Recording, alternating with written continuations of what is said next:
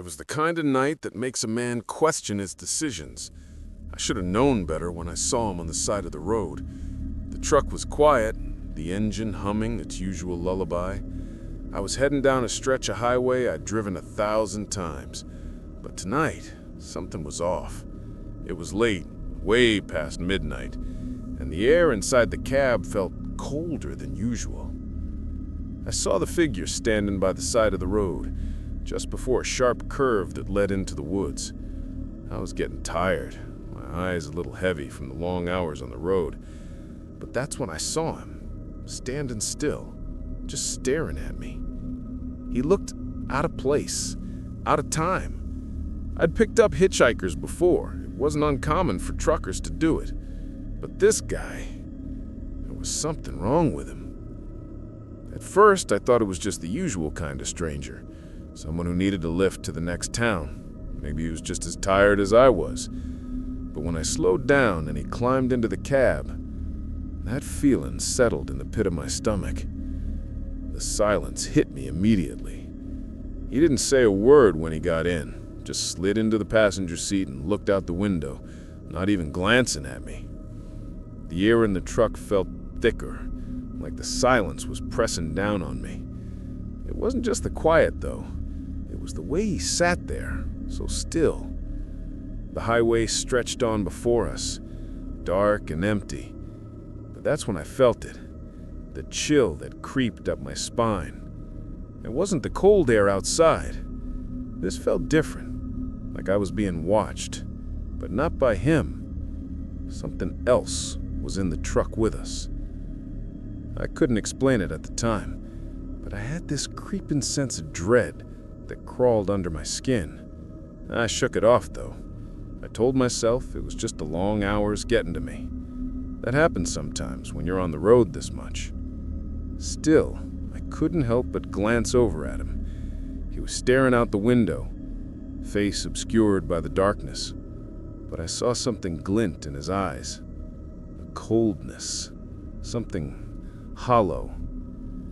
I broke the silence after a while, trying to ease the tension. "Where are you headed?" I asked, not expecting much of an answer, just something to break the quiet. He didn't respond right away. It was as if he was thinking, deciding whether he should say anything at all. Finally, he turned his head, his eyes catching the dim glow from the dashboard. "Just driving," he said, his voice low, almost too calm for a man on the road at night. "Just like you." The way he said that sent another shiver down my spine. How did he know I was driving? I didn't mention anything about my job, the route I was on, nothing. But somehow he seemed to know. I wasn't sure what bothered me more, the fact that he knew or how eerily calm he was about it. I glanced back at the road, trying to focus on the winding path ahead, but it was hard with him sitting there, still, like he was studying me. I could feel his gaze, even though he didn't turn toward me. The truck's headlights carved through the darkness, illuminating the empty road ahead. I tried to focus, to push away the nagging feeling that something was wrong. But the feeling didn't go away. If anything, it grew. As the miles passed, the silence between us thickened. I stole another glance at him, watching his fingers twitch, just slightly. A faint flicker of movement, but it didn't look normal. It felt like he was waiting for something, waiting for me to break. I turned the radio on, hoping the sound of music would drown out the unsettling quiet, but the dial spun by itself.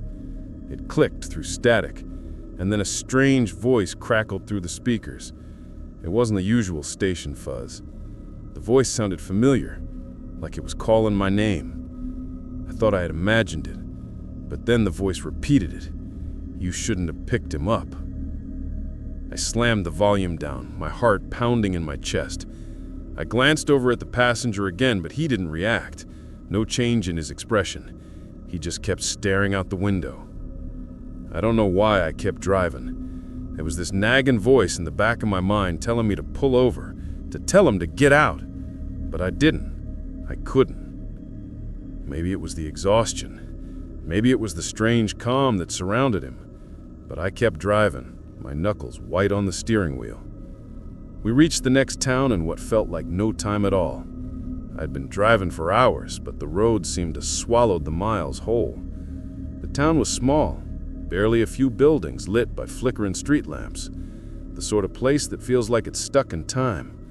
A stop on the map, but not much else. It looked empty. Too empty. I pulled into the first truck stop I saw, hoping to stretch my legs and get a coffee. But the second I parked, the passenger didn't move. He just sat there, still, his gaze fixed ahead. I stared at him for a moment, debating whether I should wake him up and tell him we're here. But something stopped me. The way he was sitting, the way he wasn't reacting. He was too still. It wasn't natural. It's like he wasn't really there. My hand was on the door handle, ready to get out of the truck, when I felt it. The pressure, like I was being suffocated by the silence. I froze. For a moment, I couldn't move. It's like the air around me had thickened and the whole world had gone still. The hairs on the back of my neck stood up, and I realized with a start that I couldn't leave. Not yet. Something was wrong. Something was keeping me here. I should have kicked him out right then and there. I should have listened to that gut feeling telling me to turn around and drive away. But I didn't. I couldn't. The door opened with a creak, and I stepped out into the cold night. The moment my feet hit the ground, I felt it, something watching me from the shadows. And when I turned back to the truck, the passenger was gone. I should have left him on the side of the road. But now, I can't escape. The engine purred as I drove through the night, but it wasn't the steady hum of a familiar road anymore. There was something off.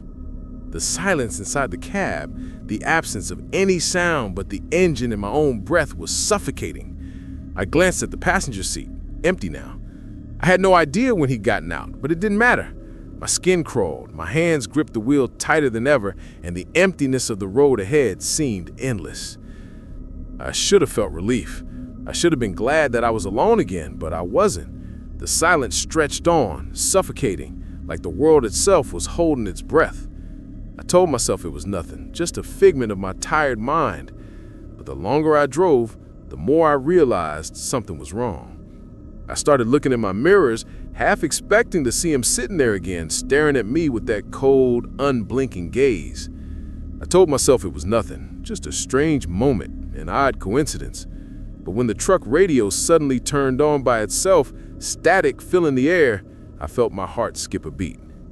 The hiss of the static was the only sound in the truck, the quiet filling the spaces around me like it was closing in. I reached for the dial, turning it down, but the static kept rising and falling in waves, growing louder. That's when I heard it. A voice, low and garbled, distorted by the static. It wasn't anything I recognized. I thought I imagined it at first, but then it came again, clear as day, like someone was whispering in my ear. Don't stop. He's still with you. I froze. My hand lingered on the radio dial, but I didn't turn it off. The voice, it was chilling, like it wasn't coming from the radio at all. The hairs on the back of my neck stood on end. My grip tightened on the wheel as I glanced around the cab, half expecting to see him, but there was no one there. The road stretched out before me, dark and endless. I had to pull myself together. It was just a radio malfunction, I told myself, nothing more. I forced my focus back to the road, pushing the thoughts of the voice away. But the silence didn't feel like the quiet I was used to. It was unnatural. The air felt thick, and it was like something was pressing against me, making it harder to breathe. The truck's headlights cut through the night, casting long, sharp shadows on the asphalt. And then, out of the corner of my eye, I saw movement. Just a flash, something darting across the road, a shadow too quick to catch. I slammed on the brakes instinctively, but there was nothing there. No animal, no figure, nothing. The road was empty again, like it always had been. I let out a breath I didn't realize I'd been holding and pulled the truck back into motion. I had to keep going. I had to. But the unease settled deeper into my bones with every mile. Minutes passed, or maybe hours. I didn't know anymore. The road seemed endless, stretching on and on, the darkness pressing in on me from all sides.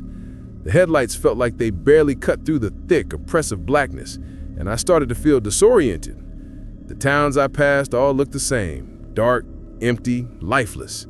Each one had the same broken streetlights, the same quiet buildings that seemed like they were waiting for something. I wasn't sure how long I'd been driving, but I wasn't where I was supposed to be. There was supposed to be a gas station up ahead, but all I could see was more empty road. No signs, no lights, no landmarks. It didn't make sense. I'd driven this route countless times before, yet now everything felt foreign. The road was unfamiliar, like I was somewhere else entirely. The truck sputtered slightly, and the GPS on my dashboard flickered, just for a moment, but that was enough to make my heart skip. I tapped the screen, trying to reset it, but it only showed the same route, the same endless stretch of highway. I glanced at the fuel gauge, nearly full. I'd filled up not long ago. So why couldn't I find anything? Suddenly, the truck shuddered, the engine sputtering.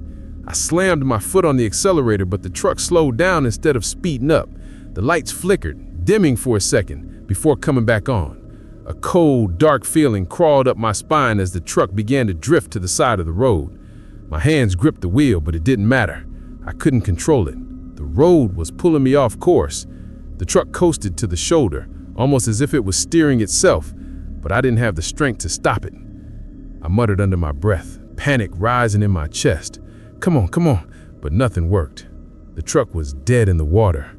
I glanced around, my heart pounding in my chest. The moonlight cast eerie shadows across the road, and the woods on either side seemed to close in, as though the trees were leaning in closer, watching. The air in the cab grew colder, suffocating. That's when I heard it. A sound from behind me. I whipped my head around, but the passenger seat was empty. There was no one there. I let out a nervous laugh, trying to shake off the terror crawling up my spine. My mind was playing tricks on me. The silence had gotten to me. But then I heard the footsteps. Slow, measured steps, like someone walking in the gravel behind me.